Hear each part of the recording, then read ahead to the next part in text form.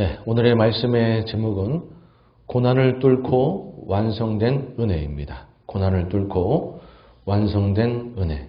에스라 6장 13절에서 15절의 말씀을 근거로 오늘 말씀을 나누도록 하겠습니다. 네, 오늘은 에스라 4장, 5장, 6장에 나오는 그 이야기를 함께 다루면서 오늘 말씀을 나누고자 하는데요. 에스라 4장, 5장, 6장에는 무슨 내용이 나오냐면 이제 드디어 유다 백성들이 성전 재건을 시작하죠. 바닥 기초 공사를 필두로 해서 시작을 하게 되는데 방해 세력들이 등장하는 겁니다. 방해 세력들이 등장해서 16년간 성전 재건이 중단이 되죠. 그러나 하나님의 은혜로 그 이후에 다시 성전 재건을 재개해서 결국에는 완성이 되는 그러한 이야기가 에스라 4장, 5장, 6장에 나오는데요. 이 내용을 함께 살펴보면서 저희가 은혜를 나누기 원합니다. 성전 재건을 방해하는 세력은 두 세력입니다. 한 세력은 사마리아인들이 있고 사마리아인들이 이제 성전 재건을 방해했고 또 한 세력은 팔레스타인 총독인 닷든의 일행이 또 방해를 하게 됩니다. 자, 하나씩 살펴보기 원하는데요. 첫 번째, 주님을 진짜로 믿고자 하면 고난을 당합니다. 주님을 진짜로 믿고자 하면 고난을 당합니다. 자, 이들이 성전 재건을 시작하게 되는데 사마리아인들이 이들을 찾아오는 거예요. 그래서 뭐라고 이야기하는가? 에스라 4장 2절 말씀을 함께 읽습니다. 시작. 수룹바벨과 족장들에게 나와 이르되 우리도 너희와 함께 건축하게 하라. 우리도 너희같이 너희 하나님을 찾노라. 아수르 왕 에살하돈이 우리를 이리로 오게 한 날부터 우리가 하나님께 제사를 드리노라 하니. 먼저 살고 있던 사마리아인들이 유다 민족이 포로 귀환해가지고 성전 재건하는 모습을 보면서 우리도 동참하게 해달라. 우리도 하나님을 믿고 제사 드리고 있는 그런 사람들이다. 그러니까 성전 재건에 참여할 수 있도록 허락을 해달라. 이렇게 이야기를 하는 것이죠. 그때 유다 민족은 결코 안 된다. 함께 할 수 없다. 그러면서 거부하게 돼요. 그로 인해서 사마리아인들이 마음이 상하게 되고 아주 오래도록 이 성전 재건을 방해하는 거예요.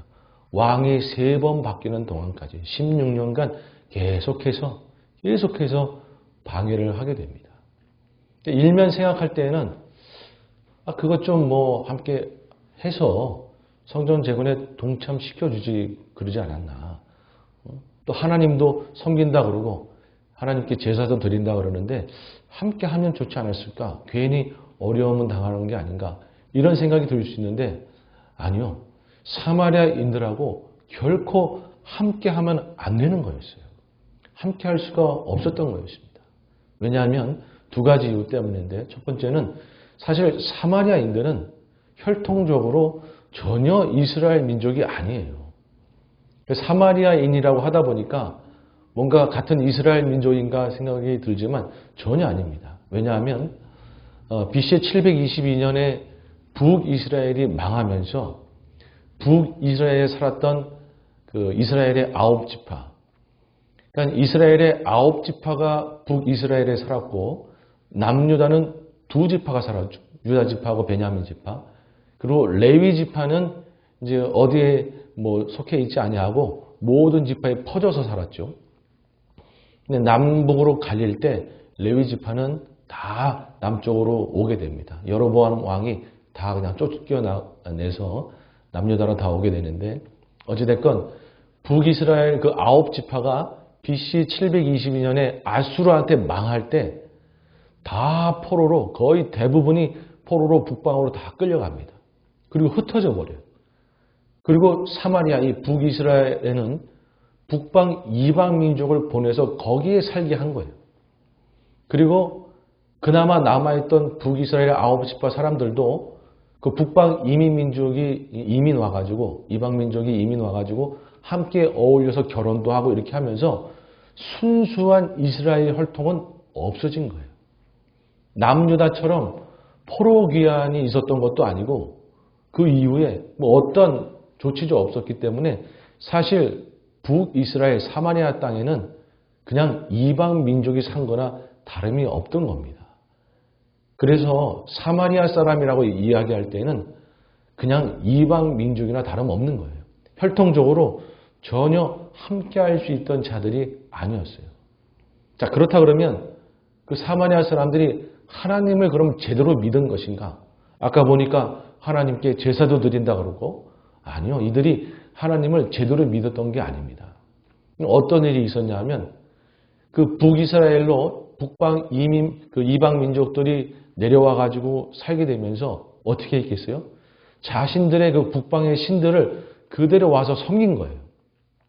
우상 숭배하고 온갖 잡신들을 다 거기서 섬기고 있는 거예요. 북방의 그 이방 민족들이. 그러자 하나님이 진노해 가지고 사자, 라이언을 보내 가지고 몇몇 그 북방 이방 민족들을 죽이게 합니다. 그 일이 벌어지자 이 사마리아에 살던 사람들이 이제 두려움에 떠는 거죠. 이거 이렇게 못 사는 거 아닌가? 다시 고향으로 돌아가야 되나? 이렇게 되자 아스루 왕이 그 소식을 듣고 야, 이거 큰일 나겠다. 어렵게 사마리아로 그 북방 이방 민족들을 다 이주시켜 놨는데 다시 고향으로 돌아간다 그러면 큰일이니까 빨리 이 포로 중에 제사장 한 명 찾아봐라. 그래서 제사장 한 명 찾아가지고 사마리아로 급파합니다. 그래서 그들에게 하나님 제사하는 법을 가르쳐줘라. 그래야 이게 진노가 멈출 것 아니냐. 그래서 제사장 한 명을 급하게 파견해가지고 그 사마리아 사람들로 하여금 하나님을 제사하는 법을 가르쳐 줍니다. 그래서 하나님을 억지로 제사하게 된 거예요. 뭐 그렇게 해서 어찌됐든 하나님의 진노가 잠시 멈추게 됩니다. 그러면 그들이 하나님만 그렇게 제대로 섬기고 제사한 것이냐? 아니요. 한쪽으로는 다 이방신들 섬기고 한쪽으로는 하나님께 제사하고 뭐 이두저도 아닌 그러한 신앙이라는 것을 갖고 있었던 것이죠.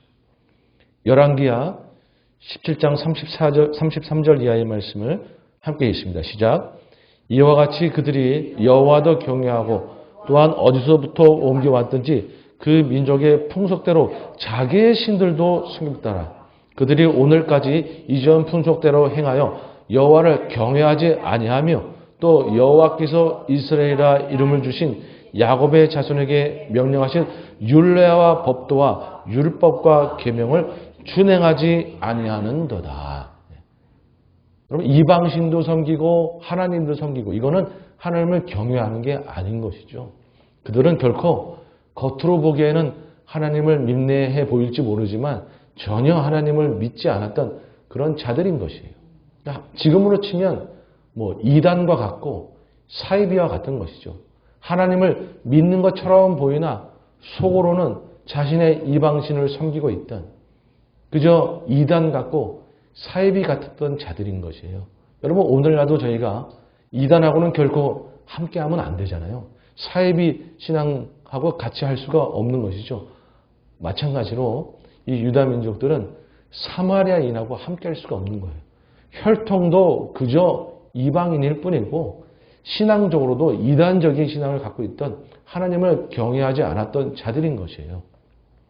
그래서 정말 순수하게 하나님을 믿고자 한다 그러면 어떤 어려움이 있어도 사마리아인들의 그 동참 의사를 거부했어야 되는 것이었습니다. 여러분 이로 인해서 사실은 남유다 백성들이 어려움을 참 많이 당하는 것이죠. 왕이 3번 바뀌는 동안에 고레스 왕으로부터 다리오 왕까지 고레스 왕이 1대 왕이고 페르시아의 다리오 왕이 3대 왕인데 왕이 3번 바뀌는 동안에 계속해서 사마리아인들이 그 관리들을 돈으로 포섭해가지고 일이 진행이 되지 않게 만드는 거예요. 성전 재건을 위해서 뭔가 서류를 제출하면 거부당하고 나중에 오라 그러고 딴 데 가보라 그러고 이게 안 되는 거예요. 그래서 속절없이 성전 재건이 중단이 되었던 것이죠. 여러분 이것을 통해서 우리가 깨닫는 건 뭐냐면 우리가 순수하게 바른 신앙을 잘 지키고자 할 때 어려움이 당연히 오게 되어 있더라는 것이. 고난이 따라오게 되어 있더라는 것이. 여러분 그냥 대충 타협적으로 세상에 속해서 그냥 살게 되면 고통이 없습니다. 왜? 사탄 마귀가 오히려 좋아해요. 내 편인갑다 싶어서 공격 안 합니다. 그러면 삶에 어려움이 없죠. 그러나 예수님 편에 서서 정말 제대로 믿음을 지키고자 한다 그러면 당연히 고난이 오게 되어 있는 거예요. 왜? 사탄 마귀가 예수님을 먼저 미워했고 예수님 편에 서겠다고 하니까 당연히 우리도 미워할 수밖에 없는 것이죠. 가만둘 수가 없는 거예요. 요한복음 15장 18절 이하의 말씀을 함께 읽습니다. 시작. 세상이 너희를 미워하면 너희보다 먼저 나를 미워한 줄 알라. 너희가 세상에 속하였으면 세상에 자기의 것을 사랑할 것이나 너희는 세상에 속한 자가 아니요 두려 내가 너희를 세상에 택하였기 때문에 세상이 너희를 미워하느니라. 아멘. 여러분, 주님을 믿는다고 하면서 그저 세상에 대충 타협적으로 살고 이래가지고 주님을 믿으면서 아무런 고통도 없고 고난도 없고 어려움이 없다. 여러분, 그건 슬픈 거죠. 그거는 사탄 마귀가 사랑하는 존재인 것이고 사탄 마귀가 자기 편이라고 인정하는 꼴이 되는 것이잖아요. 오히려 주님을 믿고자 하는 자들에게는 고통이 따르는 거예요. 그게 당연한 겁니다. 당연한 거예요. 여러분, 우리가 주님을 믿으면서 어려움이 있고 고난이 있는 것, 뭔가 이상이 있고 내가 잘못한 것이 아니라 당연한 겁니다.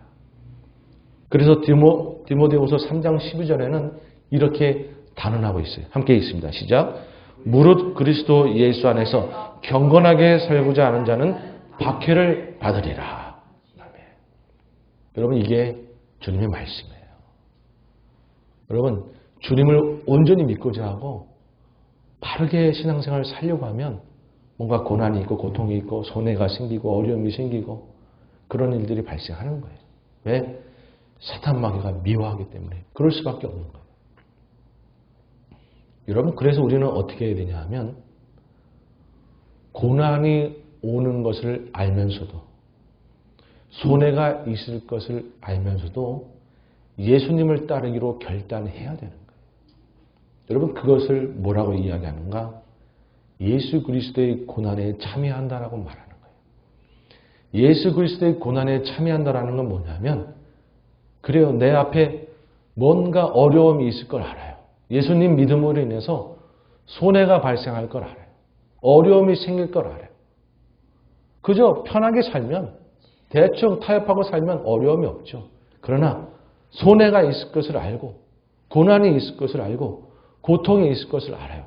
그럼에도 나는 예수님을 믿겠다. 그럼에도 나는 예수님을 따르겠다. 어떤 어려움이 있어도 나는 예수님을 따르겠다. 여러분, 그것이 그리스도의 고난에 참여하는 거예요. 여러분, 왜 우리가 그렇게 그리스도의 고난에 참여해야 됩니까? 예수님께서도 그렇게 하셨기 때문에. 예수님께서 어떻게 하셨습니까? 십자가 죽음이 앞에 있는 걸 뻔히 알면서도 우리를 구원하시기 위해서 그 길을 걸어가셨잖아요. 예수님도 고난에 들어가신 거예요. 앞에 죽음과 고통이 있을 걸 뻔히 알면서도 우리를 위해서 그 길을 걸어가셨어요. 여러분, 우리도 예수님 믿으면서 여러 어려움이 있을 것을 뻔히 예상할 수 있지만 그럼에도 불구하고 주님을 따라가야 되는 줄로 믿습니다. 여러분, 그렇게 그리스도의 고난에 참여하면서 주님을 따라가면 주님께서 도우시고 결국은 역사하시는 거예요. 자, 그렇다 그러면 여러분, 이렇게 그리스도의 고난에 동참하면서 앞에 어려움이 있을 걸 알면서도 그럼에도 예수님을 믿고자 결단하고 예수님을 따르고자 결단하면서 그렇게 걸어가는 자를 하나님은 어떻게 하시는가? 하나님은 도와주시는 거예요. 말씀으로 그를 붙들어 주신 거예요. 그래서 두 번째는 뭐냐 하면 말씀을 주심으로 고난을 이기게 하십니다. 말씀을 주심으로 고난을 이기게 하십니다. 여러분, 이렇게 유다 민족이 사마리아인들에게 고통을 당하고 있을 때 하나님께서는 어떻게 하시는가? 학개 선지자와 스가랴 선지자를 보내서 그들을 돕게 하시고 격려하게 하시는 거예요. 그들을 그냥 홀로 외로이 두는 것이 아니라 학계 선지자를 일으키시고 스가랴 선지자를 일으키시고 2명이나 일으키셔서 그들을 돕고 계시는 거예요. 여러분, 우리 하나님은 주님을 믿겠다라고 결단하고 따르는 자를 그냥 두지 아니하시고 도우시는 분인 줄로 믿습니다. 여러분, 하나님께서는요, 하나님의 일을 하는 데 있어서 세 직분을 사용하시죠. 왕, 제사장, 선지자. 그렇게 세 직분을 사용하시죠.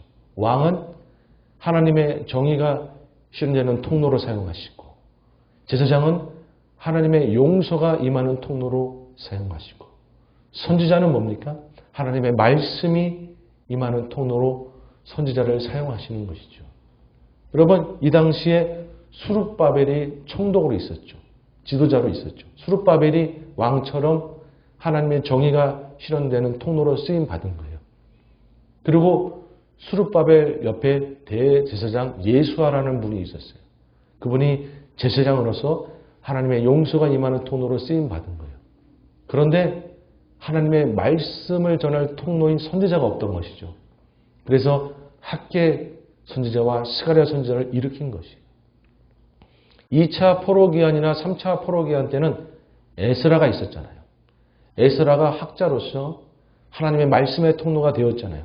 그런데 이 1차 포로기간에는 말씀을 전해줄 선지자가 없어서 하나님께서 학계 선지자와 스가랴 선지자 둘을 일으켜서 그들에게 말씀을 전해주신 거예요. 여러분, 이렇게 둘을 세우셨다는 것이 하나님의 큰 은혜입니다. 왜냐하면 하나님이 모든 유다 백성들을 다 포용하기 위해서 둘을 세우신 거예요. 지난주에 살펴본 것처럼 학계 선지자는 아버지들, 어른 세대에게 주로 말씀을 전한 분이세요. 그렇다 그러면 스가랴 선지자는 젊은 세대, 다음 세대, 청년들에게 주로 말씀을 전한 분이 스가랴 선지자예요. 그리고 학계 선지자는 조금 직설적으로 강하게 좀 메시지를 전하는 분이라 그러면 스가랴 선지자는 조금 부드럽게 그런 스타일로 말씀을 전하는 분이셨어요. 그리고 학계 선지자는 현실을 직시하도록 그렇게 뭔가 말씀을 전하는 분이라 그러면 스가랴 선지자는 미래의 소망을 많이 이야기하셨던 그런 분이세요. 여러분, 이렇게 균형을 이뤄서 하나님의 말씀을 전하도록 둘을 세우신 겁니다. 여러분, 다행히 남유다 백성은 그 말씀을 잘 듣고 잘 따랐어요. 그랬더니 어떻게 되었더라? 성전이 완성되었더라. 에스라 6장 14절 말씀을 함께 있습니다. 시작. 유다 사람의 장로들이 선지자 학계와 이또의 손자 스가랴의 권면을 따랐으므로 선정 건투가 하는 일이 형통한지라. 이스라엘의 하나님의 명령과 바사왕 고레스와 다리오와 아닥사스다의 조소를 따라 성전을 건축하며 일을 끝내되. 아멘. 이 선지자의 말을 잘 들었더니 모든 것이 잘 풀려나가고 결국에는 성전을 완공하게 되었던 것이죠. 여러분, 하나님의 말씀을 잘 따르면 어려움 중에도 극복해낼 수 있는 줄로 믿습니다. 왜냐하면 말씀에는 그런 힘이 있는 거예요. 두 가지 이 말씀에 힘이 있는데 첫 번째는 뭐냐 하면 말씀에는 하나님의 위로의 힘이 있습니다. 시편 119편 50편 말씀을 함께 있습니다. 시작. 이 말씀은 나의 고난 중에 위로라. 주의 말씀이 나를 살리셨기 때문이니이다. 아멘. 여러분, 주님의 말씀이 나의 위로가 되는 거예요. 어려움이 있을 때 혼자 외로이 있으면 견디기가 힘들죠. 그런데 누가 옆에서 좀 위로해주고 격려해주면 그래도 이겨낼 수 있는 거 아니겠어요? 하나님의 말씀이 나의 위로가 되시는 거예요. 나를 격려해 주시는 거예요. 다시 힘이 나는 거예요. 그렇기 때문에 어려움을 이겨낼 수 있는 것이죠. 말씀은 당연히 우리가 가까이 해야 되는 줄로 믿습니다. 그리고 또한 말씀은 우리 가운데 지혜의 힘을 주십니다. 시편 119편 98편 함께 있습니다. 시작.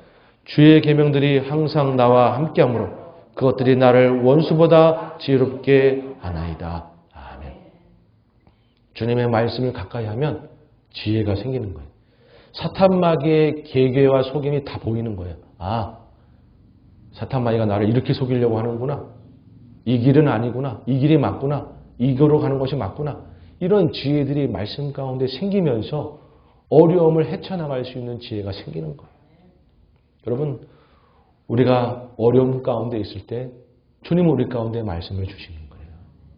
우리가 그 말씀을 붙잡을 때 위로가 임하고 지혜가 임해서 어려움을 극복하게 되는 줄로 믿습니다. 여러분, 그래서 뭔가 내 삶에 좀 더 어려움이 있는 것 같고 힘듦이 있는 것 같을 때 말씀을 더 가까이 하시기 바랍니다. 말씀을 읽고 또 요즘은 뭐 유튜브도 열면 말씀이 바로바로 나오잖아요.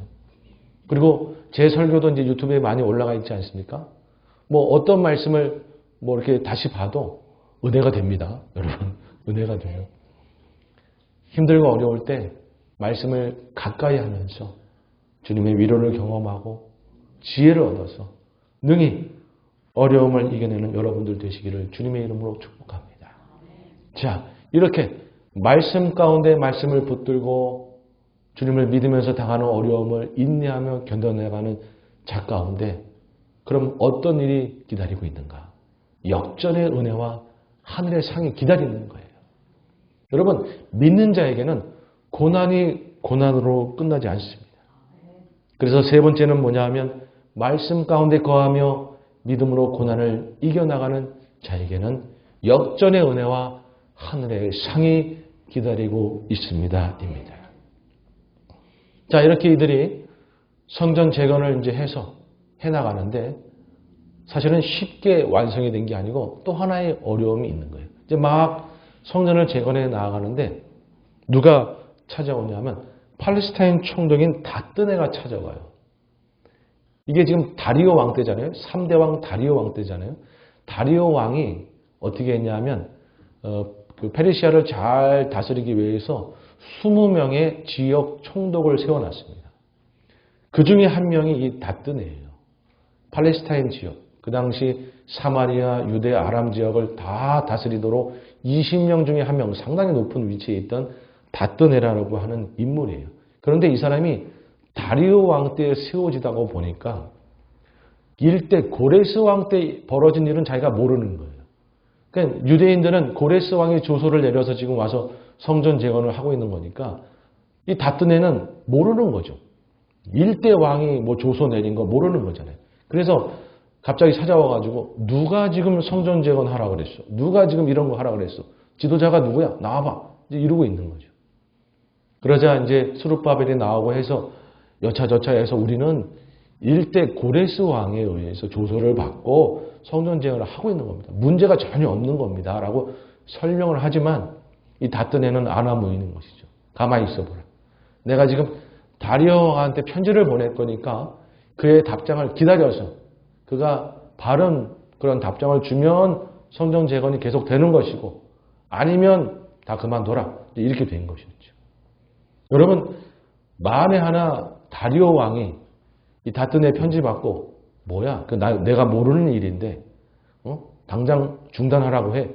그랬으면 성전 재건이 또 중단될 수 있는 것이죠. 또다시 위험 앞에 노출이 된 거예요. 여러분, 그런데 이때 하나님이 역사하시는 것이죠. 고레스 왕의 마음을 움직였던 하나님이 다리오 왕의 마음도 움직이는 거예요.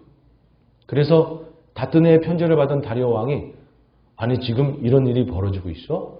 그러면 고레스 왕의 그 조서를 한번 찾아봐야지. 창고를 막 뒤져가지고 고레스 왕의 조서 초본을 찾게 됩니다. 그걸 읽고 나서 고레스 왕이 이런 명령을 내렸구나. 그러면 유다 민족 건들면 안 되지. 그 성전 재건하도록 해줘야지. 그래서 답장을 보내는데 그 답장에 3가지 내용이 담기는 거예요. 첫 번째 뭐냐 하면 얼씬도 하지 말아라. 건들지 말아라. 그들이 성전 재건을 할 수 있도록 내버려 둬라. 두 번째는 아니 오히려 이 궁궐에 있는 재물까지도 다 줘서 성전 재건이 잘 되도록 중간에 어려움을 겪지 않도록 더 도와줘라. 세 번째는 이 명령을 어기는 자는 죽음을 면치 못하리라. 그렇게 조서를 답장을 보내준 거예요. 여러분, 완전히 전화위복이 일어난 것이죠. 하나님의 말씀을 믿고 순종하여 굳건히 주님을 믿고 따라갔더니 하나님께서 역전의 은혜를 부어 주신 것입니다. 여러분, 이 사건을 통해서 우리가 깨닫는 건 뭐냐 하면, 여러분, 우리가 주님을 잘 믿어보겠다고, 순수한 믿음을 지켜보겠다고, 주님을 따르겠다라고 고난이 뻔히 있는 것을 알면서도 우리가 말씀을 붙들면서 인내하며 나아가면 우리 인생의 고난은 고난으로 끝나는 것이 아니에요. 분명히 역전의 은혜가 기다리고 있는 줄로 믿습니다. 하늘의 상이 기다리고 있는 줄로 믿습니다. 여러분 믿으십니까? 자, 제가 이제 말씀을 마치면서 베드로전서 4장 12절에서 14절 말씀을 여러분과 함께 나누면서 마무리하고 싶은데요. 오늘 제가 전한 그 말씀의 내용이 베드로전서 4장 12절에서 14절에 아주 잘 기록이 되어 있었어요. 제가 이 말씀을 마지막에 찾으면서 이 말씀을 함께 나누면 좋겠다 싶어서 마지막에 여러분과 나누는데요. 베드로전서 4장 12절부터 13절 상반절까지 먼저 있습니다. 시작. 사랑하는 자들아 너희를 연단하려고 오는 불시험을 이상한 일 당하는 것 같이 이상히 여기지 말고 오히려 너희가 그리스도의 고난에 참여하는 것으로 즐거워하라. 아멘. 제가 말씀드렸죠. 우리가 시험 당하는 걸 여러분 이상히 여기지 마세요. 왜? 믿는 자는 당연히 어려움을 겪게 되어 있는 겁니다. 무슨 이상한 것도 아니고 내가 잘못한 것도 아니고 여러분 믿는 자는 어려움이 있는 거예요. 오히려 어려움이 없으면 그게 이상한 거예요. 뭔가 내가 세상과 타협하고 있던 것이고 내가 대충 살아온 것이었죠. 주님을 믿으면서 어려움이 있는 것 오히려 그게 당연한 것이고 그래서 우리는 어떤 마음을 가져야 되는가? 어려움이 앞에 놓여 있고 손해가 놓여 있다 그래도 그리스도의 고난에 참여하는 마음으로 주님을 따르겠다라고 결단하는 자가 되어야 된다는 것이에요. 그리스도의 고난에 즐겁게 참여하라. 여러분 우리는 이 정도의 결단은 내릴 수 있어야 되는 거예요. 내 앞에 좀 어려움이 있고 손해가 있고 조금 고통이 있다고 해도 여러분 그렇다고 우리 신앙 포기하겠어요? 주님 따르는 거 포기하겠어요? 그럴 수 없잖아요. 그럼에도 불구하고 나는 주님 믿겠다. 주님 따르겠다. 여러분 우리는 그런 결단을 즐겁게 할 수 있는 자가 되어야 될 줄 믿습니다. 여러분 이렇게 주님을 따르겠다라고 결단하는 자는 하나님이 그냥 두지 아니하시고 반드시 갚아주시는 거예요. 그래서 우리 베드로전서 4장 12절 이하의 말씀을 다시 한번 우리 이어서 쭉 읽습니다. 시작. 사랑하는 자들아 너희를 연단하고 오는 불시험을 이상한 일을 당하는 것 같이 이상히 여기지 말고 오히려 너희가 그리스도의 고난에 참여하는 것으로 즐거워하라. 이는 그의 영광을 나타내실 때 너희로 즐거워하고 기뻐하게 하려 함이라. 너희가 그리스도의 이름으로 치욕을 당하면 복 있는 자로라. 영광의 영 곧 하나님의 영이 너희 위에 계심이라. 아멘. 그리스도를 위하여 치욕을 당하면 너에게 복이 있을 것이다. 여러분 이 말씀이 얼마나 우리에게 힘이 됩니까? 고난이 있는 건 알고 손해 있는 건 알지만 어려움이 있는 건 알지만 그럼에도 불구하고 주님 따르겠다라고 결단하고 말씀 붙들고 묵묵히 나아가면 하나님은 반드시 복으로 갚아주시는 거예요. 역전의 은혜를 누리게 되는 것이고 저 하늘에서는 하늘의 상으로 갚아주시는 거예요. 여러분 이 소망이 있기에 우리가 오늘의 어려움을 이겨나가는 줄로 믿습니다. 여러분 혹시 주님을 믿으면서 고통이 있고 어려움이 있고 남들에게 말 못할 여러 가지 사정들이 있으세요? 주님을 믿는 자에게는 당연한 일인 겁니다. 어쩔 수 없어요. 우리는 십자가를 따라가는 자들이기 때문에. 그러나 우리가 고난이 있는 걸 알고 손해가 있는 걸 알고 그럼에도 불구하고 주님 따르기로 결단하고 말씀 붙들고 묵묵히 따라가면 역전의 은혜가 있는 줄 믿습니다. 시간이 지나고 나면 때가 되면 하나님이 갚아주시는 때가 있어요. 분명히 있습니다. 이 소망을 여러분 믿으시고 저는 이 말씀을 믿어요. 반드시 역전의 은혜가 있을 거라는 걸 믿어요. 여러분 이 말씀을 붙들고 오늘의 어려움을 이겨나가는, 그래서 결국에는 역전의 은혜를 누리고 하늘의 상을 다 받는 우리 여러분들 다 되시기를 주님의 이름으로 축복합니다. 아멘.